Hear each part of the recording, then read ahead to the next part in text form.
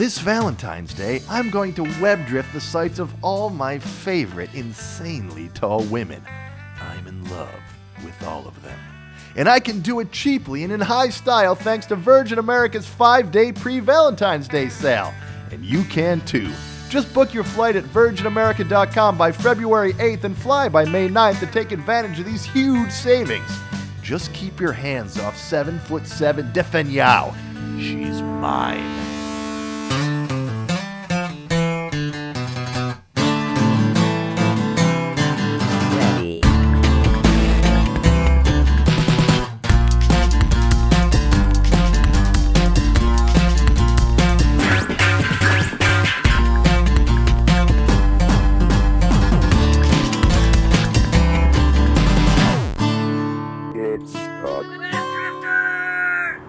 Oh hey, you know when I first got into this web drifting racket, one of the first sites I wanted to hit was alienscalpel.com. It's the site of a podiatrist who now specializes in removing alien implants. I'm here at his office in Thousand Oaks, California, and I'm really excited to meet him because I think that I might have a few alien implants myself. Let's go get inspected.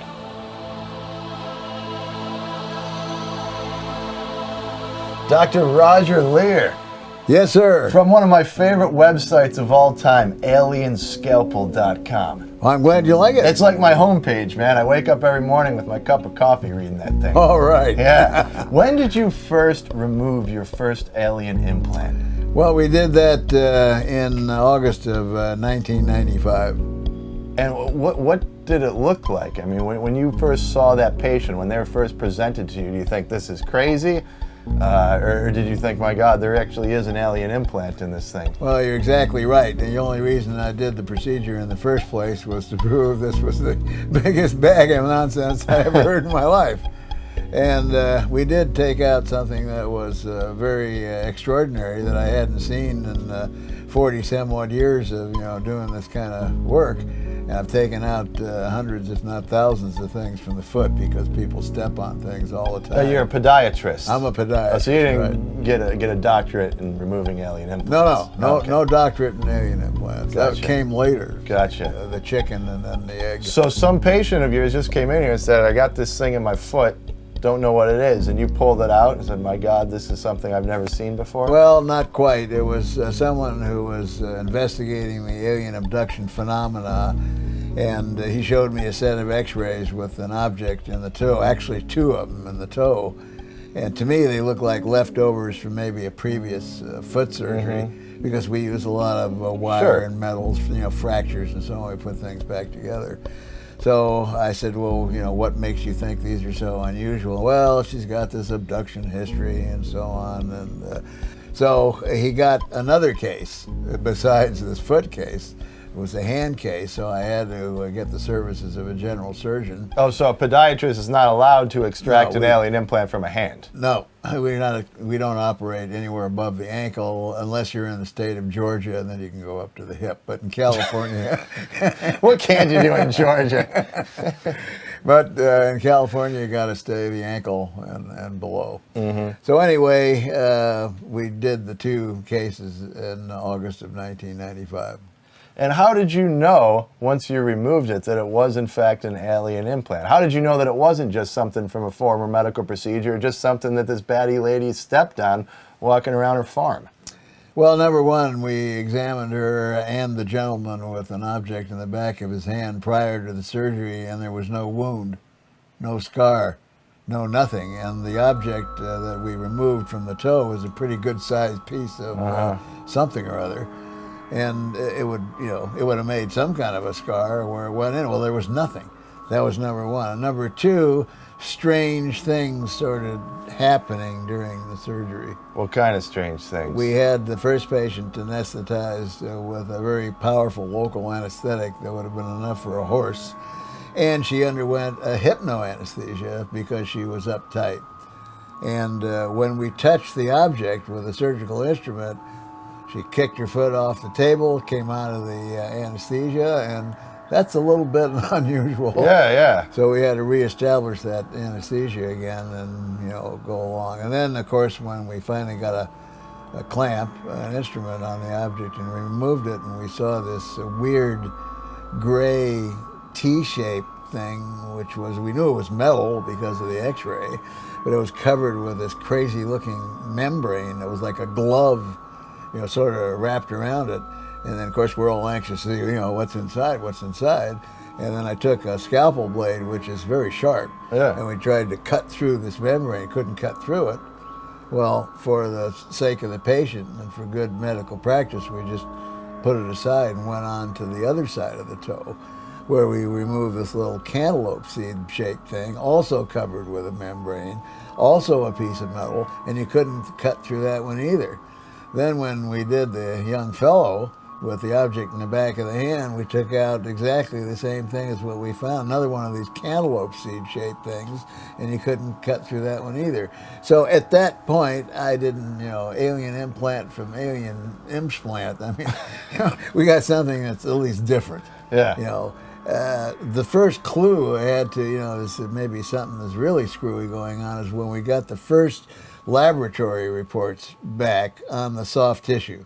Because as you know, you can't really get anything inside the human body without the body trying to reject it or have an inflammatory response to try and reject it. Unless you're putting something inside the human body that is into an orifice.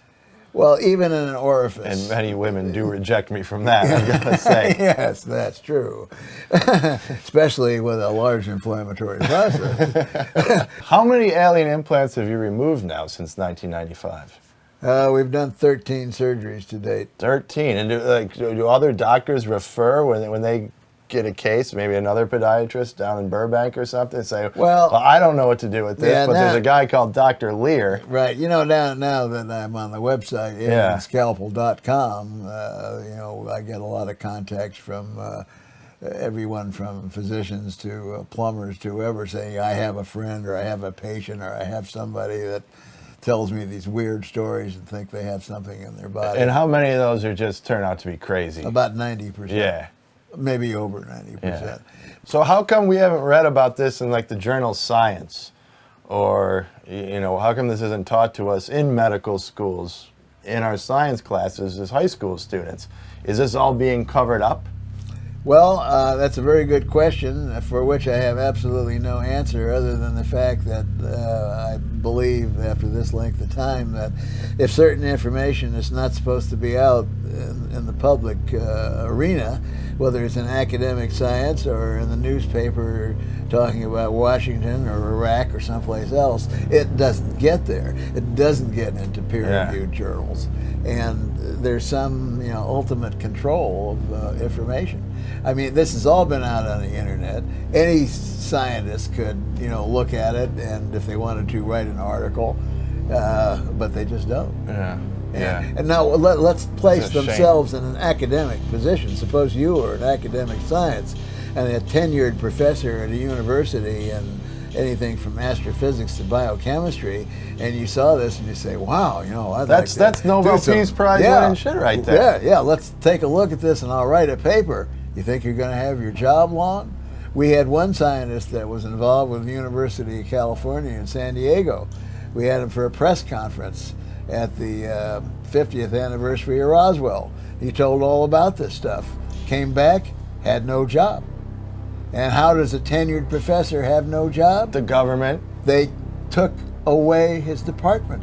They took away his whole department? The whole department. What was the department? Environmental science. Wow. So what do you do when you take one of these alien implants out? Do you keep it, or does the patient get to keep it? Number one, the patient does not keep it because we have them sign a release that... I would never let you keep my alien implant. Well, then I put it right take there it with from my you. wisdom teeth. I would keep it right with you. Put it on a inside medallion. Your body. And you could take it out yourself.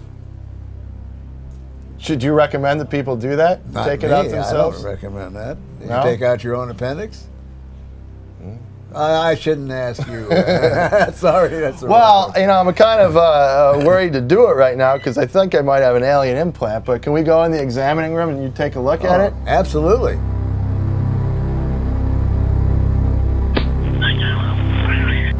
Well, I don't see any lumps or bumps or anything sticking out, but if you think you have something there and you got weird dreams and things like that, well, I can recommend that you have an X-ray taken. Hey, Dr. Lier, are you on like some hit list with the aliens? Because they're going all this work of implanting these things in people, and then you come along and you take them all out. They probably don't like that. Well, that's been suggested before by a certain group, but then the other group suggests that if I wasn't supposed to take them out, then they wouldn't let me. Yeah. Are you scared of the aliens? I would say no, but I qualify that because there's been so many individuals who have had contact with craft and alien beings that said they would never be scared, that are absolutely petrified in fear. And so I began to think about that, and maybe they have a way of inducing fear in you, and it might be for your own safety, because you can assume that some of these crafts may use some kind of nuclear fusion energies or something, and if you got too close to it, it might not be good for your health. So perhaps they have a way of inducing fear to sort of keep you away.